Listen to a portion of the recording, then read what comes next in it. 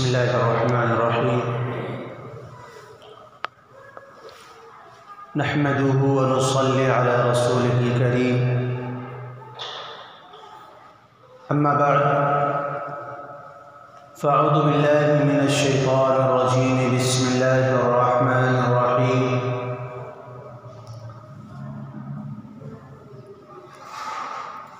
یا ایہا الذین آمنوا اتقوا اللہ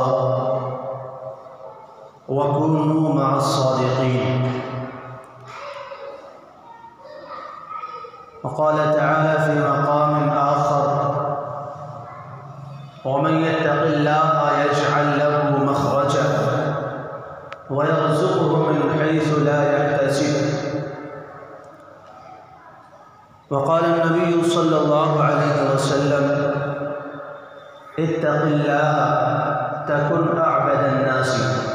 أو كما قال عليه الصلاة والسلام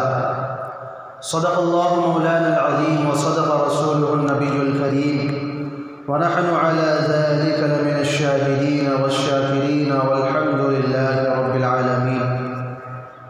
اللهم صل على سيدنا محمد وعلى آل سيدنا محمد وبارك وسلم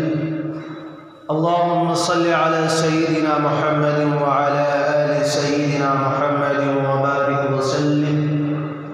اللهم صل على سيدنا محمد وعلى آل سيدنا محمد وبارك وسلم لائق صدر احترام بزرگوں، عزیز ساتھیوں اور دوستوں، قرآن کریم کی جو آیت کریمہ اور جناب رسول اللہ صلی اللہ علیہ وسلم کی جو مبارک حدیث آپ حضرات کے سامنے تلاوت کی گئی ہے، اللہ تبارک و تعالی مومنوں کو خطاب کرتے ہوئے فرماتے ہیں یا ایھا الذین آمنوا، اے وہ لوگوں جو ایمان لائے ہو، جنہوں نے اللہ کو اپنا رب تسلیم کیا ہے، جنہوں نے محمد صلی اللہ علیہ وسلم کو اپنا نبی مانا ہے، جو قیامت پر یقین رکھتے ہیں، جو جنت اور جہنم کو ماننے والے ہیں، جو قبر کے عذاب اور ثواب کو ماننے والے ہیں، ایسے لوگوں سے خطاب کرتے ہوئے اللہ تعالیٰ فرماتے ہیں یا ایھا الذین آمنوا، اے وہ لوگ جو مجھ پر ایمان لا چکے ہو، جو مجھے اپنا مان چکے ہو، اتقوا اللہ، اللہ سے ڈرا کرو، اللہ سے خوف کیا کرو۔ اور اللہ سے ڈرنے کا مطلب یہ نہیں ہے جس طرح ہم کسی دشمن سے ڈرا کرتے ہیں، جس طرح ہم کوئی زہریلی چیز دے کر کے اس سے خوف کھاتے ہیں، یا کوئی درندہ دے کر کے اس سے خوف کھاتے ہیں کہ یہ ہمیں نقصان پہنچا دے گا، یہ ہمیں تکلیف میں ڈال دے گا، ہمیں ڈس لے گا۔ اللہ سے ڈرنے کا مطلب اس طرح کا ڈر نہیں ہے، بلکہ اللہ سے ڈرنے کا مطلب اس طرح ہوتا ہے جس طرح ایک بچہ اپنے مہربان والد سے ڈرا کرتا ہے، احترام میں، اس کی عظمت میں، تاکہ میرا والد مجھے کوئی ایسی حرکت کرتا ہوا نہ دیکھ لے جو میرے والد کو پسند نہ ہو۔ تو یہ بچہ جو اپنے والد سے ڈر رہا ہے، یہ اس کے احترام میں ڈر رہا ہے، اس کے محبت میں ڈر رہا ہے۔ ایسا نہیں ہے کہ اس کو والد سے جان کا خطرہ ہو یا کسی طرح کے نقصان کا خطرہ ہو۔ تو اللہ تبارک و تعالیٰ سے جو ہمارا ڈر ہونا چاہیے وہ بالکل اسی طرح ہونا چاہیے کہ اللہ تعالیٰ ہمارے بڑے ہیں، اللہ تعالیٰ نے ہمیں پیدا کیا ہے، اللہ تعالیٰ نے اتنے احسانات ہمارے اوپر فرمائے ہیں کہ ساری کائنات مل کر کے اگر اس کو شمار کرنا چاہے اور گننا چاہے تو اللہ تبارک و تعالیٰ کے احسانات کو گن نہیں سکتے۔ اللہ تعالیٰ قرآن میں فرماتے ہیں وَإِن تَعُدُّوا نِعْمَةَ اللَّهِ لَا تُحْصُوهَا، اگر تم اللہ کی نعمتوں کو شمار کرنا چاہو تو شمار بھی نہیں کر سکتے۔ انسان سوچنا چاہیے انسان کو کہ اللہ تعالیٰ نے ہمیں کیسی کیسی دولتوں سے مالا مال فرمایا ہے۔ سب سے پہلا احسان اللہ تعالیٰ کا ہمارے ساتھ یہ ہے کہ اللہ نے ہمیں انسان بنایا۔ یہ سب سے بڑا احسان ہے، پہلا احسان ہے کہ اللہ نے ہمیں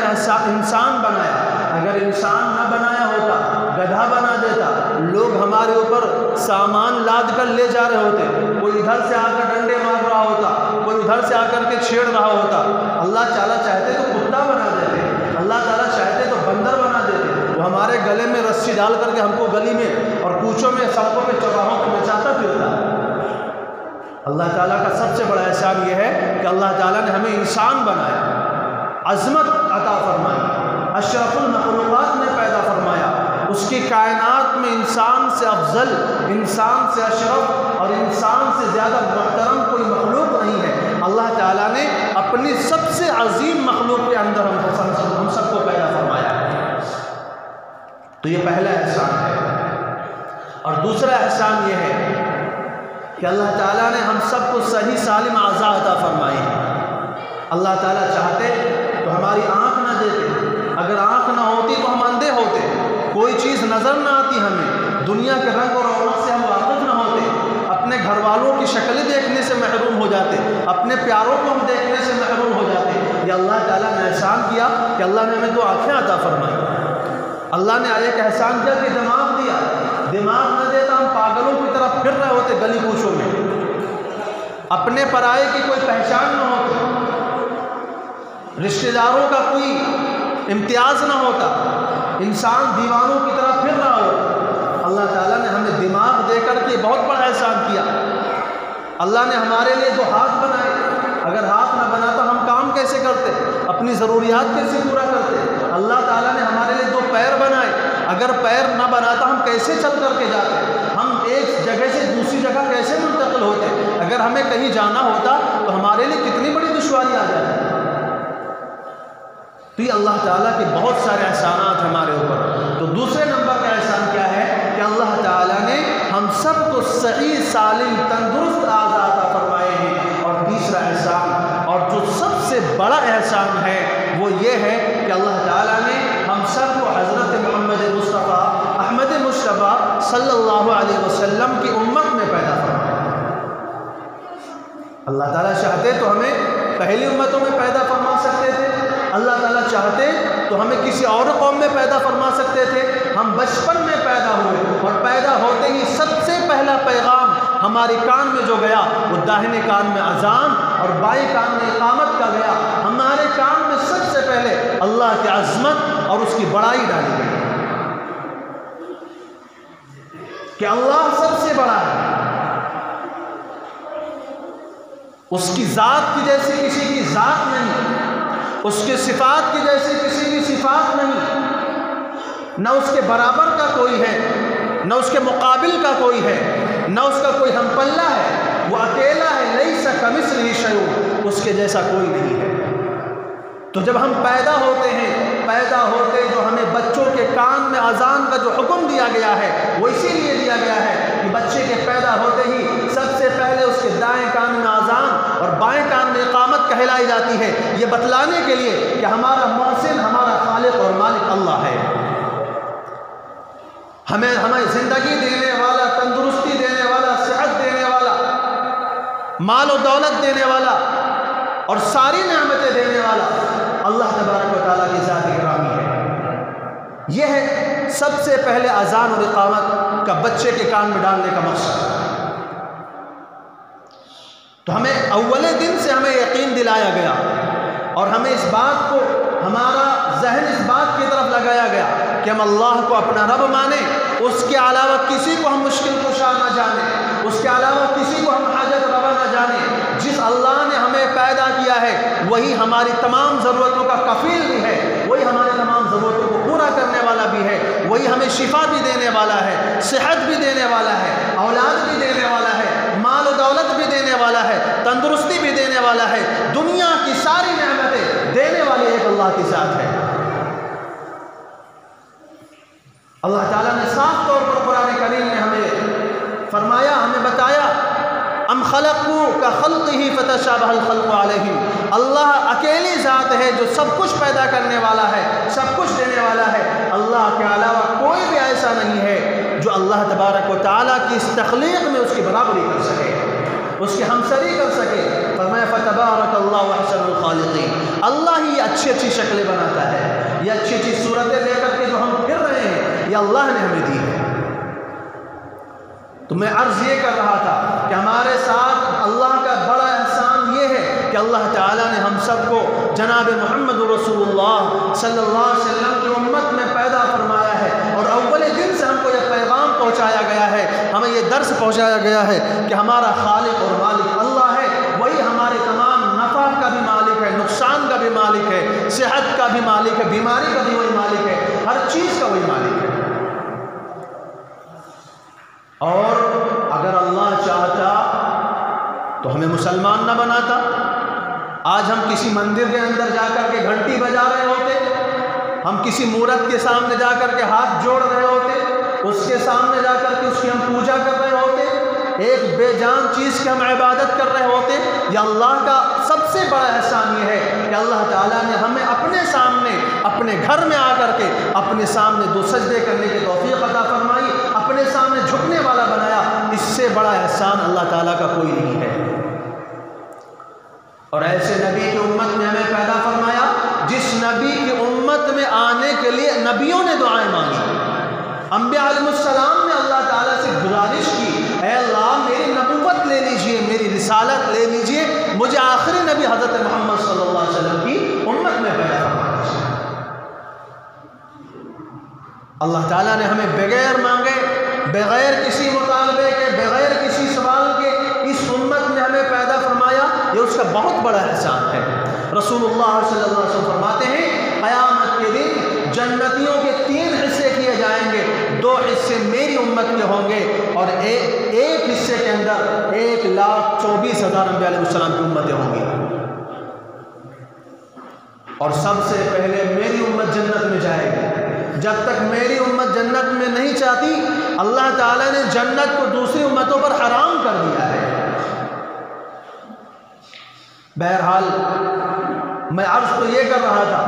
کہ اللہ تبارک و تعالیٰ نے فرمایا ہے کہ ہم نے تم پر اتنے احسانات کیے ہیں کہ ان کا شکر ادا کرنا تو دور کی بات ہے، اس کا بدلہ ادا کرنا تو دور کی بات ہے۔ اگر تم اس کو گننا چاہو اور شمار کرنا چاہو تو ساری کائنات کے انسان، جنات، فرشتے، تمام مخلوقات مل کر کے گننے بیٹھ جائیں، اللہ تعالیٰ کے احسانات کو گننا بھی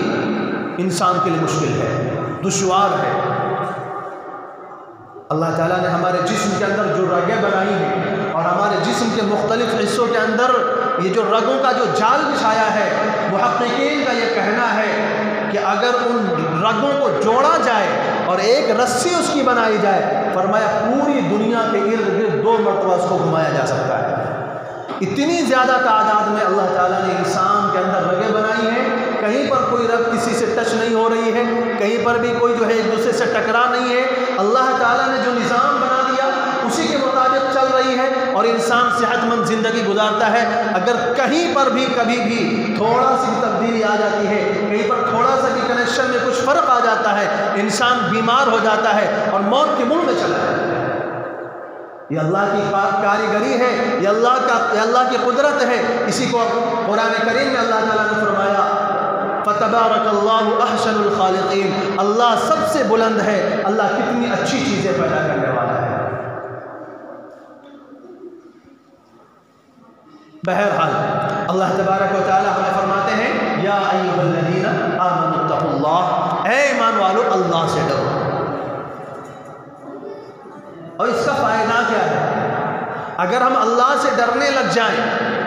اللہ سے اپنی منمانی چھوڑ دیں، اللہ کی ماننے لگ جائیں، اللہ کے حکموں کی اطاعت کرنے لگ جائیں، اس کے حکموں کے سامنے اپنے آپ کو جھکانے لگ جائیں، اس کا فائدہ کیا ہے؟ اللہ تعالیٰ نے اس کے فائدے بیان فرمائے ہیں قرآن کریم میں۔ پہلا فائدہ یہ ہے، اللہ تعالیٰ فرماتے ہیں وَمَن يَتَّقِ اللَّهَ يَجْعَل لَّهُ مَخْرَجًا، جو اللہ سے ڈرنے لگ جاتا ہے اللہ تعالیٰ اس کی ہر مشکل سے نکلنے کا راستہ بنا دیتے ہیں۔ کتنے بھی بڑی مشکل ہو، انسان اپنی نظروں میں اپنے اعتبار سے اس کو محال سمجھ رہا ہو اور انسان یہ سمجھ رہا ہو کہ اب تو ہلاکت یقینی ہے، اب تو بربادی یقینی ہے، اب اس مصیبت سے مجھے کوئی نکال نہیں سکتا، اب اس پریشانی سے مجھے کوئی چھٹکارا دلا نہیں سکتا، اللہ تعالیٰ فرماتے ہیں ہر ایسی مشکل سے چھٹکارا دلانا اللہ تعالیٰ کا کام ہے، لیکن کب؟ جب ہم اللہ تعالیٰ سے ڈرنے لگ جاتے ہیں۔ اور اللہ سے ڈرنے کا کیا مطلب ہے؟ اللہ تعالیٰ خود فرماتے ہیں، رسول اللہ صلی اللہ علیہ وسلم نے ہمیں اس کی تعلیم فرمائی اور علماء نے اس کی تفسیر بیان فرمائی، فرمایا اللہ سے ڈرنے کا مطلب یہ ہے امتثال الاوامر والاجتناب عن النواہی، اللہ کے حکموں کو ماننا اور اس کی منع کردہ چیزوں سے رک جانا، یہ اللہ سے ڈرنے کا مطلب ہے۔ اللہ نے جو کرنے کا کہہ دیا ہے اس کو کیا، اس کو کرنا، اور جن چیزوں سے اللہ نے منع کر دیا ہے ان سے اپنے آپ کو بچا لینا، یہی اللہ سے ڈرنے کا مطلب ہے۔ تو پہلا انعام فرمایا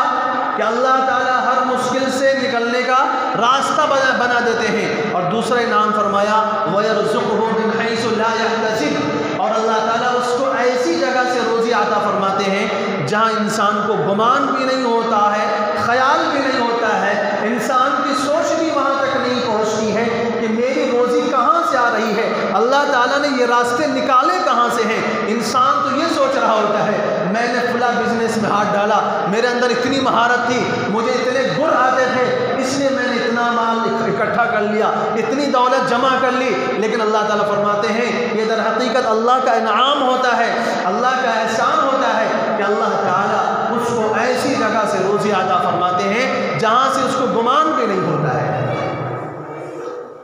اور تیسری چیز فرمایا وَاعْلَمُوا أَنَّ اللَّهَ مَعَ الْمُتَّقِينَ، اللہ کا ساتھ نصیب ہو جاتا ہے۔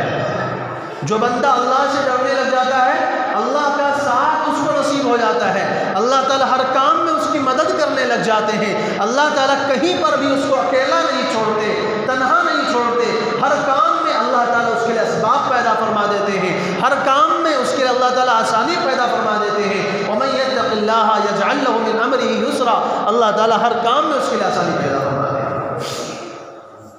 اور چوتھا انعام جو اللہ تعالیٰ عطا فرماتے ہیں وہ ہم میں سے ہر ایک کی ضرورت ہے، اس کے بغیر ہمارا چارہ بھی نہیں ہے، اس کے بغیر ہمیں چھٹکارا بھی نہیں ہے، اس کے بغیر ہماری نجات کی کوئی راہ بھی نہیں ہے، اور ہمارا مقصد بھی وہی ہے۔ اس کائنات میں ہر انسان کے دنیا میں آنے کا مقصد یہی ہے کہ وہ اللہ تعالیٰ کی رضا کی اور مغفرت کی جو ہے کا مستحق بن جائے۔ تو اللہ تعالیٰ کیا فرماتے ہیں وَمَن يَتَّقِ اللَّهَ يُكَفِّرْ عَنْهُ سَيِّئَاتِهِ وَيُعْظِمْ لَهُ أَجْرًا، جو اللہ سے ڈرنے لگ جاتا ہے اللہ تعالیٰ اس کے تمام گناہوں کو معاف فرما دیتے ہیں اور اس کو بہت بڑا اجر عطا فرماتے ہیں۔ ابھی ایسی چیز ہے مغفرت، اللہ تعالیٰ کی طرف سے معافی کا پروانہ۔ ہم میں سے کون ایسا انسان ہے جو اپنے آپ کو اس بات سے بے نیاز سمجھتا ہو؟ ہم میں سے کون سا ایسا انسان ہے جو اللہ کی مغفرت نہیں چاہتا ہو؟ ہم میں سے کون سا ایسا انسان ہے عالم ہو جاہل ہو، ان پڑھ ہو پڑھا لکھا ہو، ولی ہو فاسق فاجر ہو، نبی ہو عام انسان ہو، ہر ایک کی یہی خواہش ہے کہ اللہ تعالیٰ کی خوشنودی مجھے مل جائے، اللہ کی رضا مجھے مل جائے، جب میں مر کر اللہ کے سامنے پیش ہوں، اللہ کے دربار میں جب مجھے کھڑا کیا جائے تو اللہ تعالیٰ میرے ساتھ نرمی کا معاملہ فرمائے، درگزر کا معاملہ فرمائے، عفو اور معافی کا معاملہ فرمائے، اللہ تعالیٰ میرا حساب آسان فرمائے، اللہ تعالیٰ میرے ساتھ مغفرت کا معاملہ فرمائے، جنت کا معاملہ فرمائے۔ یہ ہر انسان کی خواہش ہے، ہر مسلمان کی خواہش ہے۔ اللہ تعالیٰ فرماتے ہیں اگر تم اللہ سے ڈرنے لگ گئے اللہ تعالیٰ یہ چیز تم کو عطا فرما دے گا۔ ان میں سے میں نے پہلی بات جو بیان فرمائی کہ اللہ تعالیٰ فرماتے ہیں ہر مشکل سے نکلنے کا راستہ بنا دیتے ہیں۔ وقت چونکہ مختصر ہے تفصیل سے بات نہیں ہو سکتی، اشارتاً چند واقعات آپ حضرات کے سامنے رکھتا چلتا ہوں۔ ایک صحابی رسول ہے حضرت سفینہ رضی اللہ تعالیٰ، روم کے علاقے میں جہاد کے لیے گئے ہوئے تھے۔ راستے میں ایسا ہوتا ہے کہ یہ قافلے سے چھوٹ جاتے ہیں، اکیلے رہ جاتے ہیں، تنہا رہ جاتے ہیں، یا دشمنوں کے قید میں آ جانے کی وجہ سے جب دشمن کے ہاں سے چھوٹ کر بھاگتے ہیں تو ساتھی آگے نکل جا چکے ہوتے ہیں، اب یہ جنگل میں تنے تنہا ہیں، کوئی ساتھی نہیں ہے، کوئی رفیق نہیں ہے، کوئی دوست نہیں ہے، کوئی ساتھ چلنے والا نہیں ہے۔ حضرت سفینہ رضی اللہ تعالیٰ عنہ کے سامنے شیر آ جاتا ہے، شیر آواز نکالتا ہے، غراتا ہے، گویا کہ حملے کا ارادہ کر رہا ہے۔ سفینہ رضی اللہ تعالیٰ عنہ اس کو مخاطب کرتے ہوئے فرماتے ہیں، یا ابا الحارث انی مولا رسول اللہ صلی اللہ علیہ وسلم۔ اے ابو الحارث، ابو الحارث اس شیر کی کنیت ہے، کہے اے ابو الحارث میں رسول اللہ صلی اللہ علیہ وسلم کا غلام ہوں، میں محمد صلی اللہ علیہ وسلم کا غلام ہوں، میں اپنے قافلے سے راستہ بھٹک گیا ہوں، میرے احباب دور نکل چکے ہیں، مجھے راستے کا پتہ نہیں چل رہا ہے، میں اس جنگل میں بھٹک رہا ہوں، تو میری مدد کر اور مجھے میرے قافلے تک پہنچا۔ کہتے ہیں وہ شیر آ کر کے اپنی دم ہلانے لگ جاتا ہے، ان کے قدموں کو چاٹنے لگ جاتا ہے اور ان کے سامنے ساتھ ساتھ چلنا شروع کر دیتا ہے، کبھی دائیں طرف نکل جاتا ہے، کبھی بائیں طرف نکل جاتا ہے، کبھی ادھر سے درندے کی آواز آتی ہے ادھر درندے کو جا کر بھگاتا ہے، کبھی ادھر سے درندے کی آواز آتی ہے ادھر جا کر درندے کو بھگاتا ہے، ایسے ہی کرتے کرتے پورا راستہ ان کو گزارتا ہے، یہاں تک کہ سفینہ رضی اللہ تعالیٰ عنہ اپنے ساتھیوں سے جا کر کے مل جائے گا۔ مشکل وقت تھا، بظاہر تو ایسا لگ رہا تھا کہ اب زندگی ختم ہو گئی، اب زندگی کا کام تمام ہو چکا، اب مجھے اس مشکل سے نکالنے والا کوئی نہیں ہے، لیکن جو جان کا دشمن تھا شیر، اللہ تعالیٰ نے اسی کو ان کے لیے راستہ دکھانے والا بنا دیا اور ان کے لیے رہنمائی کرنے والا بنایا۔ یہ اسی کا انعام تھا کہ ان کے دل میں اللہ کا خوف تھا، تو ساری کائنات کی چیزیں ان کے لیے مددگار ہوا کرتی تھی، یہاں تک کہ جو جان کے دشمن ہوا کرتی تھی وہ جان کے لیے امان بن جایا کرتی تھی، وہ جان کے لیے پناہ بن جایا کرتی تھی۔ جابر رضی اللہ تعالیٰ عنہ فرماتے ہیں کہ ایک مرتبہ ہم رسول اللہ صلی اللہ علیہ وسلم کے ساتھ جا رہے تھے، رسول اللہ صلی اللہ علیہ وسلم بالکل چٹیل میدان میں ہیں اور آپ کو قضائے حاجت کی ضرورت پیش آ جاتی ہے۔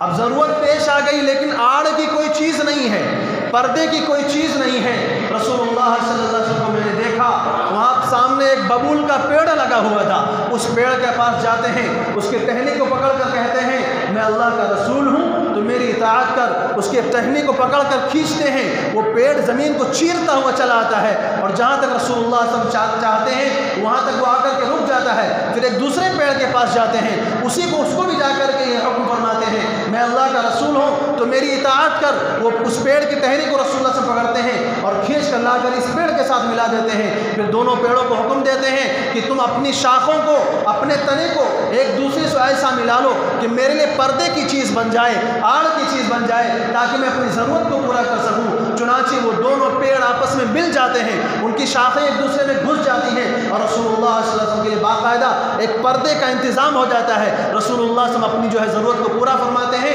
اس کے بعد پیڑوں کو حکم دیتے ہیں، دونوں پیڑ اپنی اپنی جگہ پر چلے جاتے ہیں۔ یہ ایسی معجزہ، ایسی کرامتیں یہ کب ہوتی ہیں؟ جب دل میں اللہ کا خوف ہو،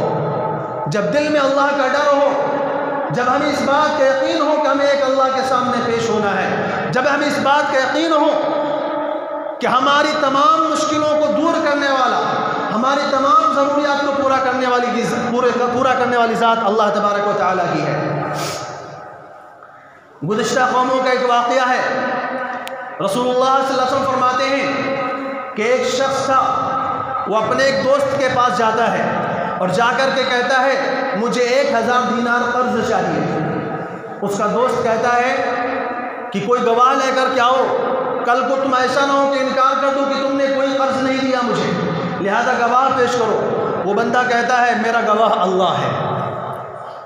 تو اس نے کہا ٹھیک ہے، اچھی بات ہے، چلو کوئی زمان پیش کرو، کوئی ذمہ داری لینے والا پیش کرو۔ اس نے کہا میرا زمان اللہ کے ذمے ہے۔ چنانچہ وہ بندہ اس کو 1000 قرض دے دیتا ہے، 1000 دینار لے کر کے وہ دوسرے ملک چلا جاتا ہے، سمندر کے راستے سے سفر کر کے نکل جاتا ہے۔ جب اس کے قرض کی میعاد پوری ہوتی ہے، جب قرض لوٹانے کا وقت آتا ہے، وہ آدمی سمندر کے کنارے آتا ہے تاکہ کوئی کشتی تلاش کرے، کوئی اسباب تلاش کرے تاکہ وہ سمندر کو پورا کر کے اپنے محسن کا قرض اس کو واپس کرے اور جو وقت مقررہ پر اس نے ملنے سے وعدہ کیا تھا اس وقت مقررہ پر پہنچ جائے، لیکن اس بندے کو کوئی کشتی نظر نہیں آئی، سمندر پار کرنے کا کوئی راستہ نظر نہیں آیا، تو وہ بندہ کیا کرتا ہے؟ لکڑی کا ایک موٹا تنا اٹھاتا ہے، اس تنے کو چیرتا ہے اور 1000 دینار اس کے اندر رکھ دیتا ہے اور اس بندے کے نام ایک خط لکھتا ہے کہ آپ نے مجھے 1000 قرض دیا تھا، یہ آپ کا بڑا احسان تھا، میں یہ قرض آپ کو لوٹا رہا ہوں۔ اس کے بعد اس لکڑی کے تنے کو پیک کرتا ہے اور اس تنے کو سمندر میں ڈال دیتا ہے اور اللہ تعالیٰ سے دعا کرتا ہے، اے اللہ آپ جانتے ہیں میں نے اپنے قرض لینے کے وقت آپ کو گواہ بنایا تھا اور میں نے اس بندے سے یہ کہا تھا کہ اس قرض کی ذمہ داری اللہ کے اوپر ہے، اے اللہ آپ جانتے ہیں میں آج وقت مقررہ پر سمندر کے پاس آیا ہوں کوئی کشتی تلاش کرنے کے لیے، کوئی سواری تلاش کرنے کے لیے، لیکن مجھے آپ جانتے ہیں کہ کوئی کشتی نہیں ملی، میں آپ کی ذمہ داری پر اب یہ پیسے چھوڑ رہا ہوں تاکہ یہ پیسے جس کے حق ہیں، جس کی امانت ہے اس تک آپ پہنچا دیجئے۔ چنانچہ وہ بندہ اس لکڑی کے تختے کو، اس تنے کو سمندر میں چھوڑ دیتا ہے، وہ سمندر کے لہروں میں غائب ہو جاتا ہے۔ یہ دوسرا بندہ جس نے قرض دیا تھا وقت مقررہ پر سمندر کے دوسرے کنارے پہ آ کر کھڑا ہوتا ہے کہ شاید آج میرا ساتھی واپس آنے والا ہوگا، آج قرض ادا کرنے کا ٹائم آیا ہے، آج قرض لوٹانے کا وقت آیا ہے، لہذا آج میرا ساتھی آ رہا ہوگا، لیکن اس کو آتا کوئی نظر نہیں آتا۔ اتفاق سے اس کو لکڑی کا ایک تنا نظر آتا ہے، لکڑی کا ایک تختہ نظر آتا ہے۔ اس نے سوچا کہ وہ بندہ تو واپس آیا نہیں، چلو لکڑی مل گئی ہے، گھر جا کر کے ایندھن کا انتظام ہو جائے گا، چولہے میں جلانے کے کام آ جائے گی۔ وہ لکڑی کا تنا اٹھا کر کے اپنے گھر لے آتا ہے، جب اس کو چیرتا ہے اور اس کے ٹکڑے کرتا ہے تو اندر سے 1000 دینار کی تھیلی نکلتی ہے اور اس بندے کا خط نکلتا ہے کہ یہ میں تمہاری امانت تمہارے حوالے کر رہا ہوں۔ اسی دوران اس بندے کو سواری کا بھی انتظام ہو جاتا ہے، وہ دوسرے راستے سے جلدی سے اپنے شہر پہنچتا ہے اور اس بندے کو جا کر کے 1000 دینار کی تھیلی دینا چاہتا ہے اور اس سے معافی چاہتا ہے کہ معاف کیجیے گا، مجھے سواری نہ ملنے کی وجہ سے میں وقت مقررہ پر آپ کے پاس نہیں پہنچ سکا، آج میں آپ کے پاس آیا ہوں اور یہ آپ کی امانت میں آپ کو واپس کر رہا ہوں۔ تو اس نے کہا کیا تو نے سمندر کے راستے مجھے اپنی امانت نہیں بھجوائی تھی؟ اس نے کہا میں تو ابھی آ رہا ہوں۔ اس نے کہا جا تیری امانت، تیرا قرضہ اللہ تعالیٰ نے تیری طرف سے ادا کر دیا ہے۔ تو خلاصہ کلام یہ ہے، عرض یہ کرنا ہے کہ اللہ تبارک و تعالیٰ فرماتے ہیں وَمَن يَتَّقِ اللَّهَ يَجْعَلْ لَهُ مَخْرَجًا، اللہ سے جو ڈرنے لگ جاتا ہے مشکل کیسی بھی ہو اللہ تعالیٰ کوئی نہ کوئی راستہ نکال دیتے ہیں، مشکل کتنی بھی بڑی کیوں نہ ہو اللہ تعالیٰ اس سے نکلنے کا کوئی ذریعہ بنا دیتے ہیں۔ آپ نے ان 3 آدمیوں کا واقعہ سنا ہوگا جو ایک غار میں پھنس جاتے ہیں اور وہ اپنے نیک اعمال کا وسیلہ دے کر کے اللہ تعالیٰ سے دعا کرتے ہیں، اللہ تعالیٰ ان کے لیے غار سے نکلنے کا راستہ بنا دیتے ہیں۔ اور دریائے دجلہ کا واقعہ، جب جنگ قادسیہ چل رہی ہے، ایرانیوں سے جنگ چل رہی ہے، حضرت عمر بن خطاب رضی اللہ تعالیٰ عنہ کا زمانہ ہے، اس لشکر کے قائد حضرت سعد بن ابی وقاص رضی اللہ تعالیٰ عنہ ہیں۔ دجلہ کا دریا عراق کا بہت بڑا دریا ہے، کئی کلومیٹر چوڑا دریا ہے۔ اللہ تبارک و تعالیٰ نے ان کے واسطے کیسے اسباب پیدا فرمائے، روایات میں آتا ہے جب مسلمانوں نے ایرانیوں کے اوپر حملہ کیا ہے اور کسریٰ کی فوج پر حملہ کیا تو کسریٰ کا محل دریائے دجلہ کے مشرقی کنارے میں تھا اور عرب کے لوگ صحابہ کرام مغربی کنارے پر تھے۔ جو راستہ تھا، جو پل تھا، اس کو انہوں نے توڑ دیا تھا، جو کشتیاں تھی ساری کھینچ لی تھی اور دریا بہت بڑا دریا تھا، جیسے ہمارے ہندوستان کے اندر آپ دیکھ رہے ہوں گے بہت بڑے بڑے دریا ہوتے ہیں، اس سے بھی کئی کلومیٹر چوڑا دریا، اتنی بڑی دریا پار کرنا کوئی آسان کام نہیں تھا۔ صحابہ کرام گھبرانے لگے، مسلمان پریشان ہونے لگے کہ انہوں نے تو بڑی چالاکی کی ہے، کشتیاں بھی لے گئے اور پل کو بھی توڑ کر چلے گئے ہیں، اب ہم ان کے اوپر حملہ کیسے کریں گے، ان کے اوپر فتح کیسے حاصل کریں گے؟ ایک مسلمان نے کہا تم اس دریا سے ڈر رہے ہو، تم اس پانی سے گھبرا رہے ہو، اللہ کا نام لے کر کے اپنے گھوڑوں کو سمندر میں ڈال دو، اس دریا میں ڈال دو۔ اللہ تعالیٰ نے قرآن میں فرمایا ہے وَمَا كَانَ لِنَفْسٍ أَن تَمُوتَ إِلَّا بِإِذْنِ اللَّهِ كِتَابًا مُؤَجَّلًا، وقت مقررہ سے پہلے کسی کو موت نہیں آ سکتی، اگر ہماری موت مقدر ہوگی تو ہماری اس دریا میں موت آ جائے گی، ورنہ پھر اللہ تعالیٰ اس دریا سے نکلنے کا ہمارے راستہ بنائیں گے۔ چنانچہ 60 لوگوں کی جو ہے کا دستہ دریا کے اندر اپنے گھوڑے ڈال دیتا ہے اور لمحے کے اندر، سیکنڈوں کے اندر وہ دریا کو پار کر جاتے ہیں۔ روایات میں آتا ہے دریا کے اوپر گھوڑے ایسے تیر رہے تھے جیسے کہ پانی کے اندر بطخیں تیرا کرتی ہیں، ایک بھی مسلمان کا کوئی نقصان نہیں ہوا، بلکہ روایت میں یہاں تک آتا ہے کہ جب سارے مسلمان دریا کو پار کر گئے ہزاروں کا لشکر تھا، کئی ہزار کا لشکر تھا،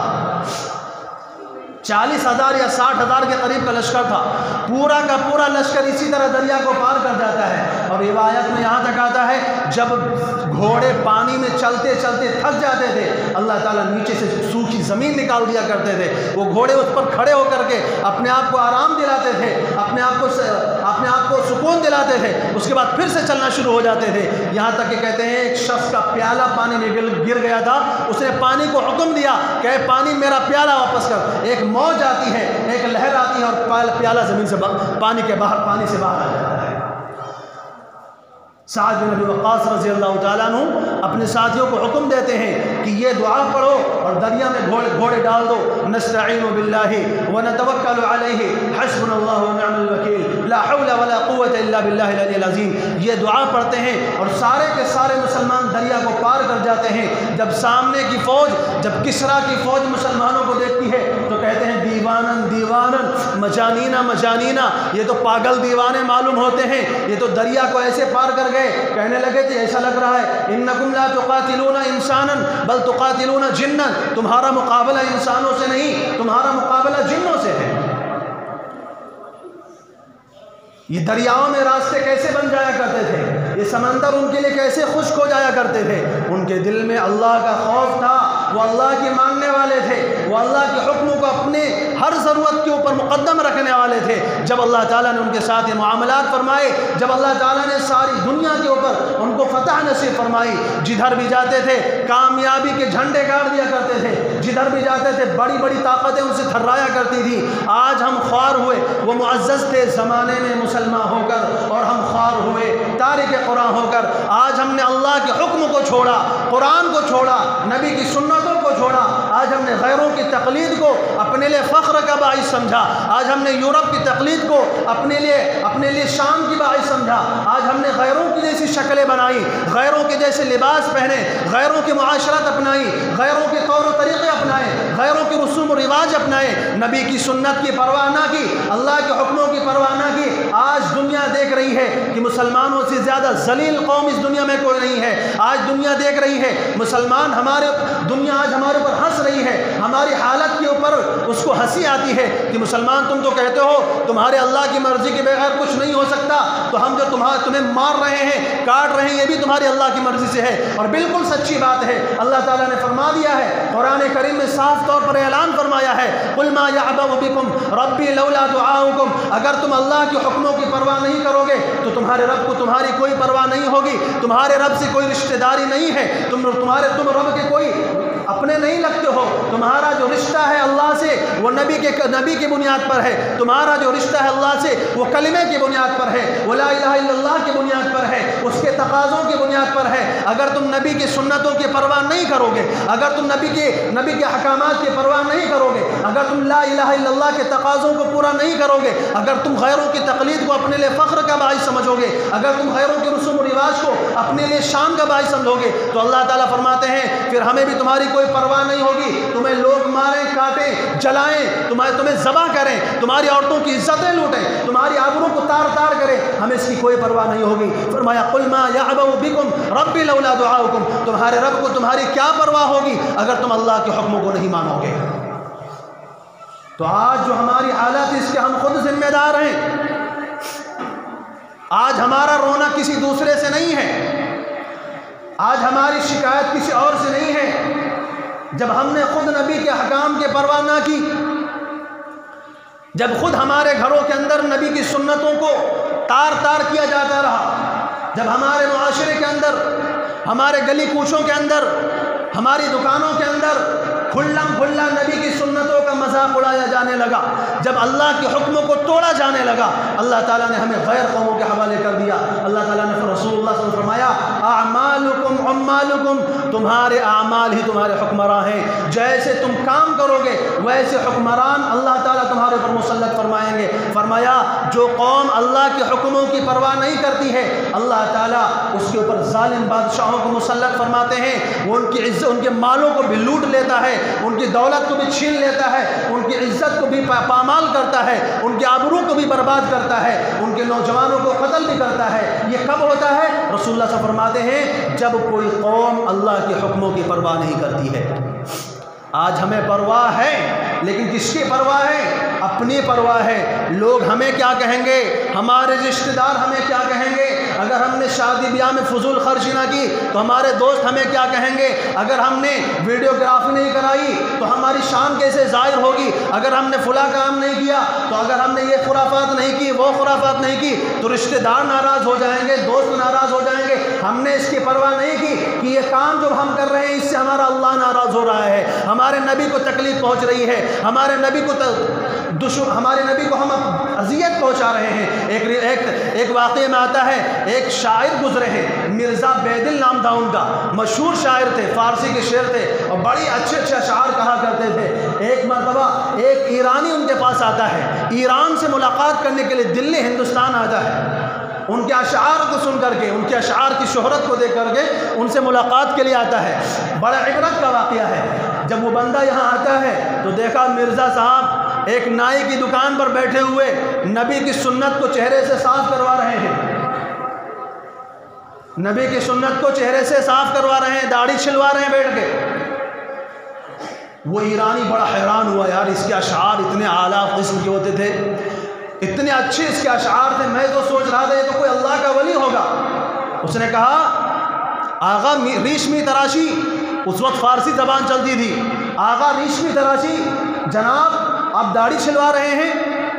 یہ کیسا بیہودہ کام کر رہے ہیں آپ؟ تو مرزا بیدل نے اپنے اعتبار سے بڑا ہی شاندار جواب دیا، کہنے لگے ہاں بلے ریشمی تراشم ولیکن دلے کسے نمی تراشم، میں داڑھی تو چھیل رہا ہوں لیکن کسی کے دل کو نہیں چھیل رہا ہوں۔ ان کا کہنے کا مطلب یہ کہ میں داڑھی تو چھیل رہا ہوں لیکن کسی کو تکلیف نہیں دے رہا ہوں، کسی کو میں ستا نہیں رہا ہوں، کسی کے دل پہ میں آرا نہیں چلا رہا ہوں، میں کسی کو تکلیف اذیت نہیں پہنچا رہا ہوں۔ اس نے کہا تم نے کیسے سمجھ لیا کہ تم کسی کے دل کو چھیل نہیں رہے ہو، بلکہ دل رسول اللہ میں تراشی، تم رسول اللہ کے دل پہ آرے چلا رہے ہو، تم رسول اللہ کے دل کی چھل رہے ہو، نبی کی سنت کو اپنے چہرے سے مٹا کر کے، نبی کی سنت کو اپنے چہرے سے ہٹا کر کے تم کسی اور کو تکلیف نہیں پہنچا رہے، تم رسول اللہ کو تکلیف پہنچا رہے ہو۔ جو قوم نبی کو تکلیف پہنچائے وہ قوم کبھی کامیاب ہو سکتی ہے؟ جس قوم کی وجہ سے نبی کو روضہ اقدس میں تکلیف پہنچ رہی ہو، اس قوم کی نصرت کے فیصلے، اس قوم کی کامیابی کے فیصلے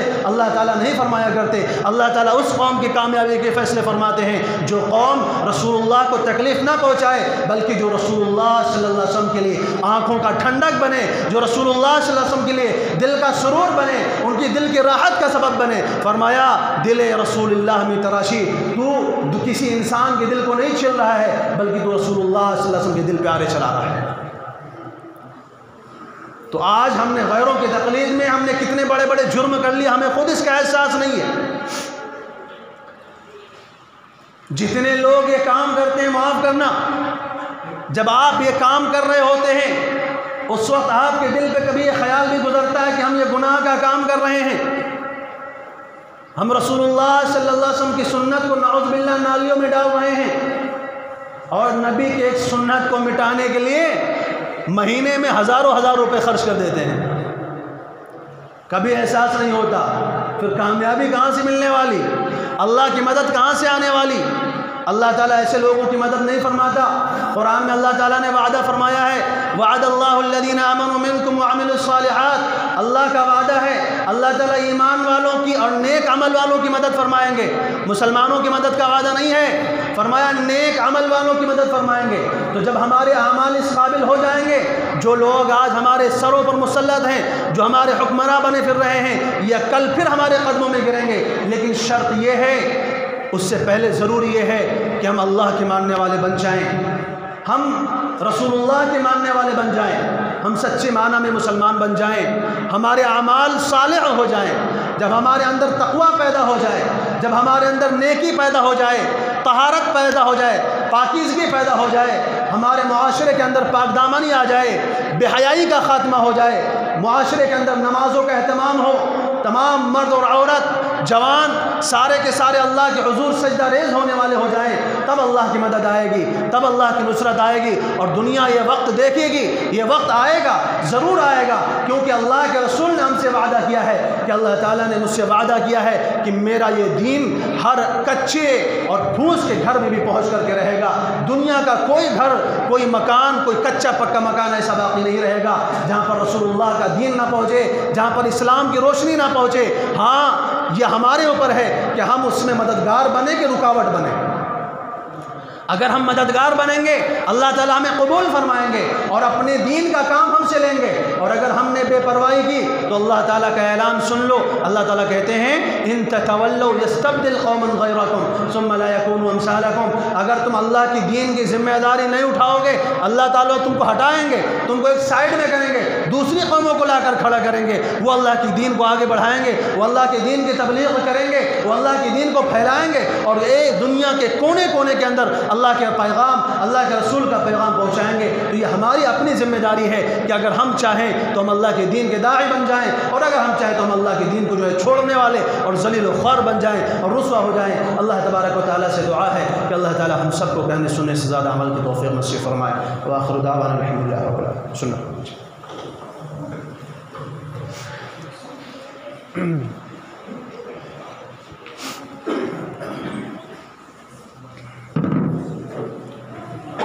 یا اللہ استغفر